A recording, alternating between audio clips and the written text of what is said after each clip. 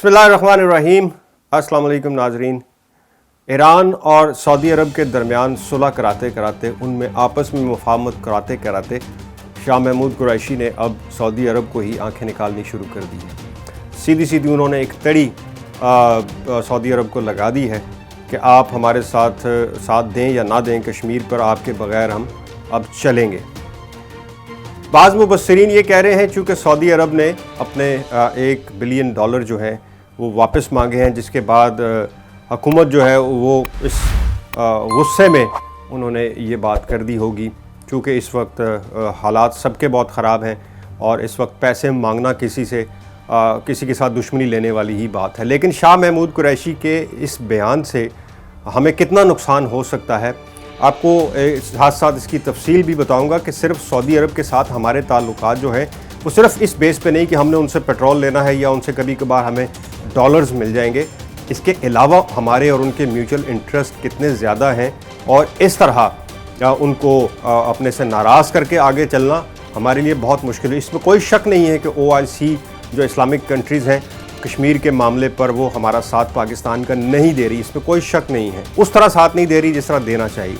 लेकिन किसी को नाराज़ करके या किसी के साथ आंखें निकाल कर आगे बढ़ना भी कोई अक्लमंदी नहीं होगी। इसकी वजह कि क्यों ऐसा नहीं होना चाहिए मैं आपको बताता हूँ। सबसे पहले तो अगर ये बात करें कि पाकिस्तान और सऊदी अरब के ताल्लुकात जो हैं उसमें मसला कश्मीर या कर्ज़ों की वापसी का मुतालबा, हम किस बात पर ज़्यादा नाराज़ हैं। जैसा कि आप जानते हैं पूरी दुनिया में ही इस वक्त कोरोना के मामलात जो हैं वो चल रहे हैं। पूरी दुनिया इस वक्त कोरोना की लपेट में, बहुत बड़ी बड़ी रियासतें, बहुत बड़े बड़े मुल्क इस वक्त तबाही के दहाने पर खड़े हैं। अमेरिका को ले लें, यूरोप को ले लें, बरतानिया को ले लें।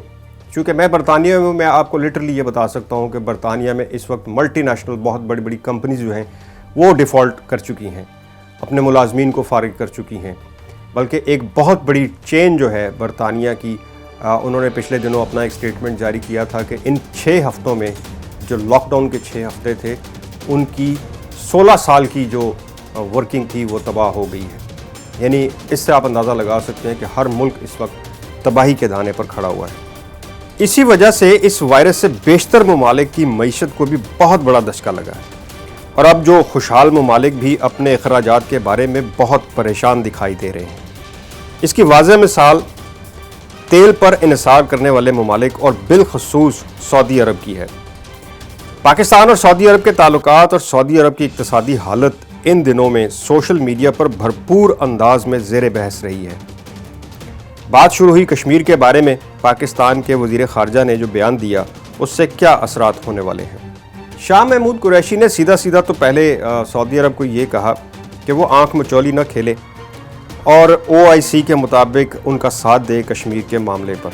वज़ीर ख़ारजा का एक इजलास बुलाया जाए और उसमें स्पेशली वो इजलास जो है इस्लामिक कंट्रीज़ का, वो कश्मीर के मामले पर बात करे। लेकिन जब उनसे सवाल किया गया शाह महमूद कुरैशी वज़ीर ख़ारजा से कि क्या सऊदी अरब आपके साथ बैठेगा, तो उन्होंने 2 टोक अल्फाज में जवाब दिया कि विद और विदाउट। यानी जब उनसे दोबारा इस बारे में सऊदी अरब हो या ना हो उसके बगैर इजलास होगा। फिर उन्होंने एक लफ्ज़ वरना का इस्तेमाल किया और वरना का लफ्ज़ अमूमन जब 2 ममालिक के दरमियान सफारती ताल्लुकात बेहतर हों, अच्छे हों, बरदराना हों, वरना का लफ्ज़ इंतहाई गैर महज़ब और उसे इशारतन एक धमकी समझा जाता है। वज़ारत ख़ारजा के एक जो सोर्स हैं उनका कहना है कि इसमें कोई शक नहीं है कि सऊदी अरब ने अपने $1 अरब जो हैं उनकी वापसी का तकाज़ा किया था, जिसके बाद पाकिस्तान ने चीन से कर्ज़ लेकर ये रकम सऊदी अरब को रवाना की। सऊदी अरब के अगर हालात पर इस वक्त बात की जाए तो आपको थोड़ा सा ये बता दूँ कि सऊदी अरब ने कुछ अर्सा कबल तेल की आमदर पर इन्हिसार कम करने के लिए सियाहत को फ़रोग़ देने का मंसूबा बनाया था और कई ममालिक के लिए वीज़े की शराइत में भी नरमी पैदा की। मगर फिर कोरोना वबा की वजह से सियाहत का बाब भी बंद हो गया। कोरोना वायरस से कबल सऊदी अरब टैक्स फ्री मुल्क के तौर पर जाना जाता था, लेकिन अब वहाँ वैल्यू एडिड टैक्स को 5% से बढ़ाकर 15% करने का ऐलान कर दिया गया है और जो माहाना रिहायशी सब्सिडी दी जाती थी वो भी मनसूख कर दी गई है।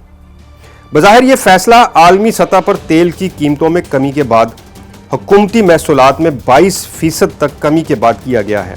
یہ بات انتہائی اہم ہے کہ سعودی عرب میں اس وقت 26 لاکھ پاکستانی جو ہیں وہ موجود ہیں، مختلف روزگار کے ساتھ جڑے ہوئے ہیں، اور وہ روزگار جو ہے وہ جو ذرائع آمدن ہے اس میں زر مبادلہ پاکستان کو بہت بڑی آمدن، اور 26 لاکھ پاکستانی جو سعودی عرب میں ہیں وہ واپس پاکستان بھجواتے ہیں۔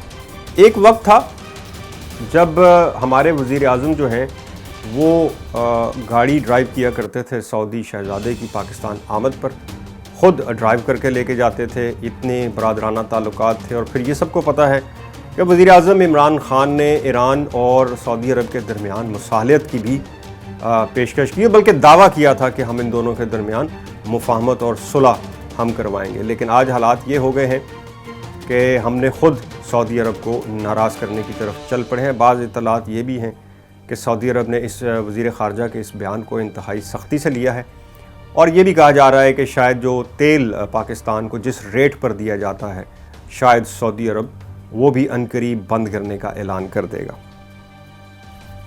ناظرین، کہنے کا مقصد صرف یہ تھا، یہ تمام چیزیں آپ کو بتانے کا مقصد صرف یہ ہے کہ OIC کا کردار کشمیر کے اوپر یا کسی بھی ملک کا کردار کشمیر کے اوپر وہ سٹرونگ نہیں ہے جو اس وقت پاکستان ظاہر ایک فریق ہے، باقی ممالک خاص کر اسلامی ممالک وہ اس طرح ساتھ نہیں دے رہے۔ لیکن جیسا میں نے پہلے کہا کہ اپنے جن ملکوں کے ساتھ ہمارے تعلقات برادرانہ ہیں ان کو ناراض کر کے یا ان کو تڑی لگا کر آپ کچھ حاصل نہیں کر پائیں گے، بلکہ بہت سے لوگ ہمارے پاکستان میں جو 1 کروڑ نوکریوں کا دعویٰ کیا گیا تھا اس حکومت کے ابتدا پر، وہ تو شاید کبھی پورا نہ ہو، لیکن اگر 1 کروڑ اور بے روزگار دوسرے ممالک سے آنا شروع ہو گئے تو اس وقت ہمارے ساتھ کیا ہوگا۔ شکریہ۔